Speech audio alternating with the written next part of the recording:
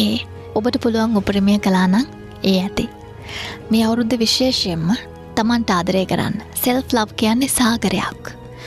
තමන්ට ආදරය කිරීම කියලා කියන්නේ ලොකු සාගරයක් වගේ. කවදාවත් ඔබ ගිලෙන්නේ නැති. මේ සාගරයේ වතුර යටට යන්න ඔබේ පෙනහළු වලට වාතය පිරෙනවා. තමන්ට ආදරය කිරීම කියන සාගරේ බය නැතුව ගිලෙන්න.